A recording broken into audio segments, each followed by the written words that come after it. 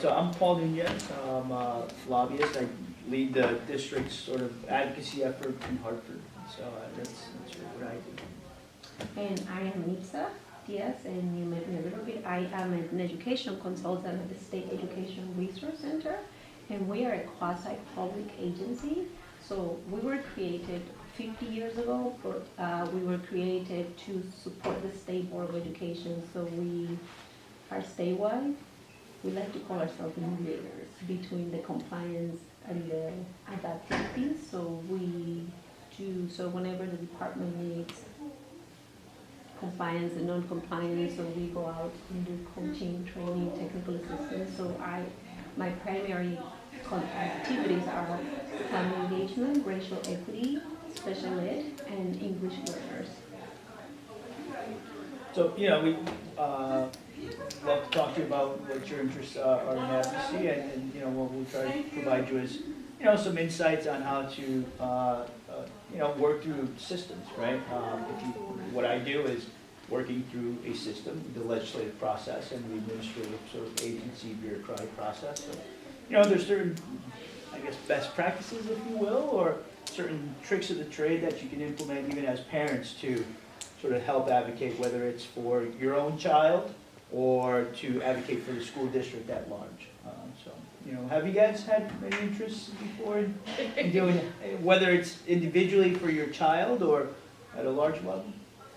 So, yes. I've been up to Hartford a few times. And I've worked with Leon Smith and connected with him several years ago. And the first time was about alternative education, which is my passion.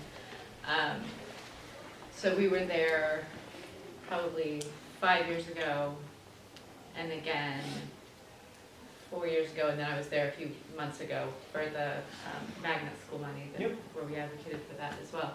So I've been up a few times and I've had some good experiences in understanding parts of it, but I still felt like as I was sitting there, I'm like, there's a lot about this that I don't understand. If you feel like you don't belong, that you should not have that mentality, because as citizens, as taxpayers, we absolutely belong. And probably, you as a constituent taxpayer have a higher standing than somebody like me who's a lobbyist, and I'm there all day and paid to be there by my clients.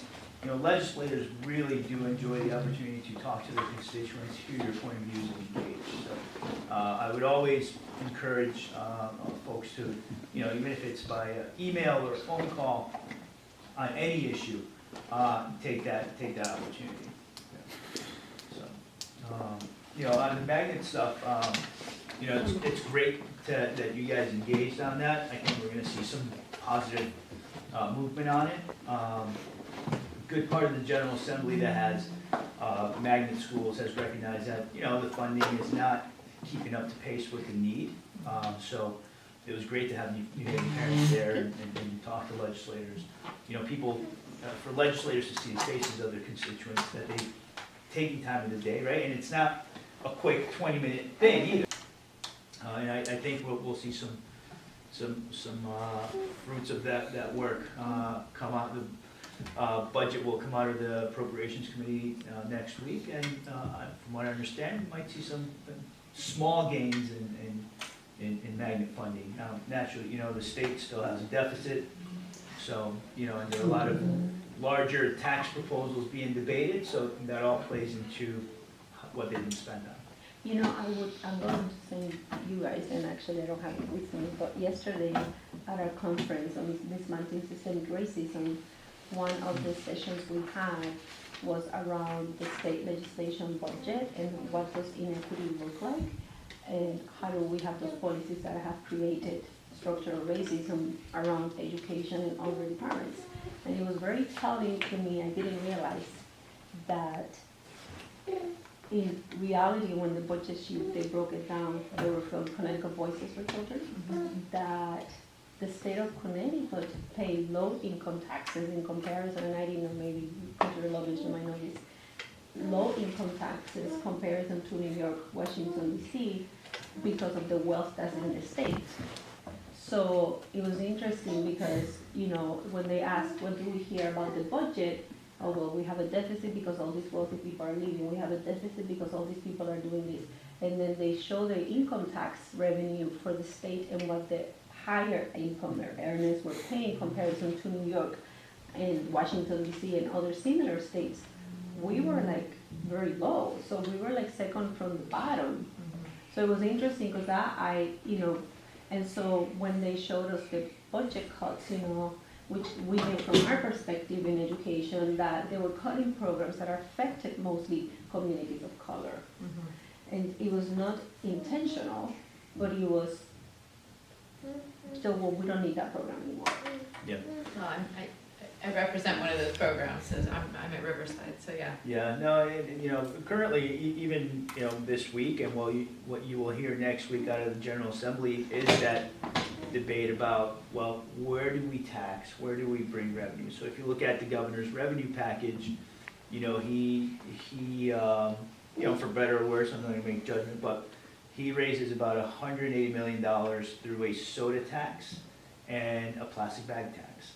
Now, certain legislators feel that those taxes are sort of regressive, right? So they don't, no matter what your ability to pay that tax is, you have to pay it, right? So it's not based on your income, it's not based on how much money you make, it's just a flat tax, and if you want soda, then you pay it, right? If you buy plastic bags, you pay, irrespective of if your income is $100,000 a year or $20,000 a year. So people are looking at these types of taxes and saying, well, hold on a second. You have these folks making capital gains, year over year, and that money goes in their pocket. Should we look at taxing that? Now, others will say, well, those are the wealth creators in Connecticut, right? Those are the people that drive the economic activity. If we tax them, then they'll leave the state. So you have these really philosophical debates about taxation, but at the end of the day, it practically impacts how we fund all these Right, important and programs. that's what they said yesterday, that's not, like, they showed us in the data that that's not true. Yeah. That they're not leaving, they're just paying less taxes, which it was like, wow, I never really looked at it from that perspective, Yeah, if I had the incentive and the money to hire a tax attorney to set up an LLC in Florida or South Carolina, I would do it, right? And that's what sort of people are seeing, people with massive amounts of wealth are looking at ways of sort of shifting their wealth to low-paying states. Now, some argue that that's a legit practice. We should allow that. We shouldn't penalize people for the wealth they accrued. The same rate, others are arguing, well, look, it's a huge income disparity. The state's in a deficit. We need to provide programs that sort of uplift folks and that need the help. So you'll see a lot of that discussion happen next year. Can I ask a more practical question? Yeah. When bills are raised to the floor and they are, how do they categorize them? How do you access how do you get research on the things that are of interest? How does that play out for somebody who has specific, So, because Leon used to get in touch when it was my stuff, I'd have an email saying, you wanna come up. Yeah, so, barring you hiring your own lobbyists, it's the Connecticut General Assembly website, cga.ct.gov. They have a bill tracking system that you could, create an account and track the bills from the beginning of the committee process throughout. And that will give you some sense of, what's happening if they get voted out of committee. Now, sometimes they'll give you prospective alerts, like if it's on the agenda to be voted on in committee. But if it's gonna be voted on the floor, sometimes you won't get that alert. That's something that you maybe have to sort of go an extra step and engage your elected official and say, hey, I care about this bill. I'd like to know when it's gonna be voted on or something to that effect. But that bill tracking system that the state has, I find it very useful. And I think, it's free. Anybody can use it, so I encourage you to do that if there's specific bills you care about. Now, sometimes you may not know, it's not gonna give you the heads up that, they're gonna call minimum wage increase bill that day, right? That's sort of more inside baseball knowledge, but it does give you some ability to track legislation and see where it's going. What issues are you following these days? What issues am I following these days?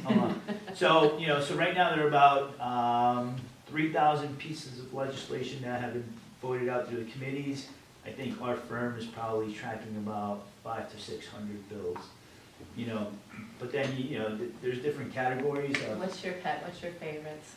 what are my favorites? Yeah, Oh, what are you geez. passionate about? I tell you what our favorite is. Tell me what you're passionate about. But I'll take it over to Nitsa, because I We have 4 bills from our job that are put on the board, right? And the reason we have that is because we were a $12 million agency, went down to 4 when we had this commissioner that came on board, which by the way, she and I went to the same college, so you know, like remember, you and I are among 100 people, you can't like do that to us, right? Yeah.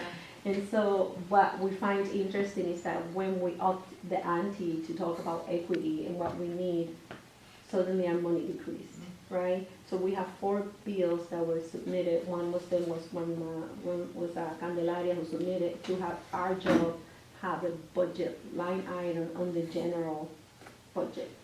And another one was Torrington who put in to have a budget line item in the Department of Education that cannot be removed, for lack of a better word. So we are following that because we're quasi-public, we cannot say, let's hire them. Right. Which is a bad thing because we're not allowed to have lobbyists, but at the same time, how do we connect as an agency. as an agency to ensure that when we talk about equity, when we talk about English learners, districts hear our message, because they get free services from us when it comes to a lot of issues on special ed, but now when it comes to English learners, and they cannot afford it. And our agency director says, we gotta give it to them for free because that's just the right thing to do. So we find other ways to pay for it, but then what that meant was that going from 12 million to 5 million was going from a staff of 100 to a staff of 35, going from 50 consultants to 17 consultants. So we do our own advocacy in terms of like at nighttime, like, you know, my legislator, I call them. But that's what we're passionate, like for me, about equity and passionate about. I do not follow the magnet school ones because as a parent and a resident from New Haven, I've always followed the right path, did not do any shortcuts for getting my kids into any of the schools, but I never got in. And around the state, I see a lot of magnets that have excluded English learners, and I am one of those, right? Excluded, like, you know, sometimes I struggle with, and nothing against Sound School, nothing against it, because my niece goes there, the principal, I know her, but I struggle with the number of English learners. How come they're not there? What is the admissions process like? I know what the admissions process is like, right? But nobody's gonna talk about that. Yeah. So how do we now talk about magnet school money, if that's what they need, but that, let's be inclusive. That's my struggle with the magnet school, like how are we including or excluding kids who have IEPs and kids who are learning English who can also benefit from what Sound School is doing? Right. And I'm just, Particular issues, I think that makes the job a lot easier. So what are the groups that are tracking education legislation and so on? Is there, I imagine there's not one-stop shopping for anything related to education legislation in Connecticut, but is there?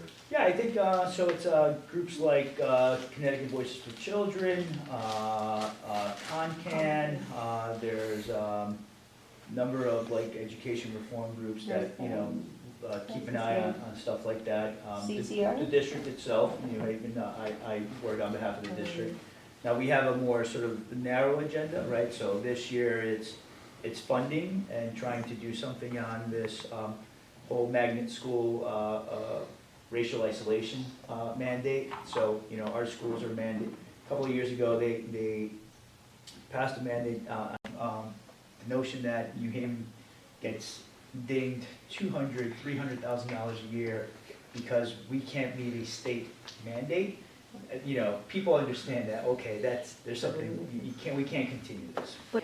Yeah, we've also created a completely regional school district in Hartford that the state has spent billions and billions of dollars under the chef mandate, right, a court order. And you know, the efficacy of that has been sort of tested, right? Is it fair that, you know, we put such a premium on integration and, you know, so making sure that the classroom is integrated, but, you know, the basic needs of the kids that are still in the Hartford School District are not met, but we're busing, you know, students out to, you know, Windsor, Manchester, Rocky Hill, to these, Bolton, right, to these newly built schools to meet this, you know, so legislators are sort of starting to wake up and say, You okay, know, it's interesting that we you get say this, that, yeah, because I had a school in Hartford, and this was very eye-opening when I advocated for them. So the principal says to me, you know, Nitsa, we lost in Hartford 2 years ago 10,000 students. That's how low the enrollment was. And then I said, why do you say that? He said, we have 10 high schools here, and in each high school we are going to get at least, and we are fighting, 900 students maybe Wow. for the 10 high schools. Or 1,000. It was really low. I was like, are you sure? So then he explained the process to me. He said, there's Shelby Suzanino, there's all these magnet schools, there's the Craig magnet schools, there's the chef schools. These students in Hartford have the opportunity to go to all these high schools, plus the 10 Hartford Public Schools one. So now, of course, if I'm a parent, I'm going to want to have the Craig school that has all this money for magnets Right. and not Buckley High School. right. Which I Because went to. we don't, I went to Buckley. I did. Not because we don't have the money to say, oh, we have this type of program. So how is that helping my students? And that was very eye-opening to me, Yeah. because we, from the state perspective, are penalizing Buckley because they're not meeting the standard, but at the same time, they're losing students. You're creating a system that, you know, that doesn't draw students into that school, you know? It actually incentivizes them to go somewhere else. So it's been a catch-22 almost, and I think legislators are starting to wake up to it and sort of realize, okay, I mean, I've heard legislators say, you know what, we should get rid of this whole chef stuff, you know? The last time I was up, I felt like it was a real contrast to the time before and who's sitting at the table. The education committee felt like it was much more, Diverse. both diverse and people that care about education. Yeah. Which, the first time, or the previous time that I had been up there, it felt a little like, ho hum, are we still here? You know, Yeah. it didn't feel like people that were passionate and caring about No, the I topic. think, you know, the two new chairs this year, they're both, you know, education, you know, their background is in education. Bobby Sanchez, who's the House Chair, comes from a sort of early childhood, right, background, ELL sort of focus. He was a teacher. He was a teacher, right? Doug McCrory, also He the was a senator teacher. who's the chair, he was also a teacher, administrator, you know, both in sort of urban districts, right? Right. So they have completely different sort of ¿Te quieres tu um, momentito? life experience that they're bringing to, and I think it's been really refreshing. You know, even their demeanor and approach has been very good. So different. Yeah, Question about that. The last time I was up, the representative, I don't remember her name, from Durham, talked about how in that district, and I know nothing about that district, but in that district, they have been able to let go of some of the ways that they are measured in order to kind of work on community building and establishing some real, let's get back to our roots Yeah. teaching principles. Do we have any sense of that freedom coming to New Haven in an urban environment, or You know, are I we mean, stuck to the state's regulations? they're stuck to the state's regulations as well. I mean, you know, I don't know what specific flexibility they're speaking to. I mean, I think there is some flexibility in how you fund the school if you're meeting, you know, but they're still subject to, you know, their kids, you know, to all those things. They just decided to take the dings, is what she made it sound like, you know, that they're not I gonna don't be know that they celebrated. took the dean. I can ask one of our consultants at work. She's a board of ed member in that district, Okay. and they just closed down one of their schools, I believe, as well. Mm. I think what the difference is, and how do I say this so that I don't get in trouble? There's no in trouble here. Okay, so one district told me this. It has higher income district, a principal. Freedom. Your district is fine because you guys do well. So are we truly, as a state, applying the law equitable to every single school district? Because if that was here, what would happen? Right. So why is it that we're doing it over there Mhm. and not here? Right. So my question for the Durham person would be like, so why were you willing to take the dink? Was it that because the state is gonna tell you, oh, your kids do well, Mm. and not New Haven? Well, and that's the thing, is that with privilege comes that freedom, and Right. that's the thing that just, it feels like, why are we still defining that by, Quite well. By a score. well, by a score, when we say scores are, not the best way Yeah. to address these issues, it just feels like we're so trapped. Yeah, and there was, when the SBAC sort of regime, that was sort of a lot of the discussion, how much do scores dictate, how much do we need to rely on it? And there's varying points of views on that, And yeah. how much does that measure kids for things that, I don't know, I'm a returning student myself. I just think about, of all the ways that I have soared in this life, if I had paid attention to my test scores, would I be doing what I'm doing? It's, but I have that luxury. Right. Right, not everybody has that privilege, I right? know. Right, so how do we make it better? I think, when we deem districts, or we say we're gonna take money away, at least in the special ed world, we say, okay, you are not, I'm here because you're out of compliance and you know that you're disproportionate, so let's make this better, right? So if you choose to say no to it, which is really interesting, they would say no, then we take the money away, and then who's benefiting? So truly, we're not Doesn't doing make a sense. service to the kids, Right. because we're taking the money away. We're not saying everybody's getting fired, we're saying we're taking the money away. Right. As many as, I think 74% of my kids are qualified for special education or AP or all of that. And I just look at the ways that nobody wants to hear these kids say that they weren't served in their previous schools. I'm sure But that. they're reflecting that, otherwise they wouldn't be there. It's like, this is a given, let's just call it a given and work towards meeting their needs. It just, whatever that is. Right.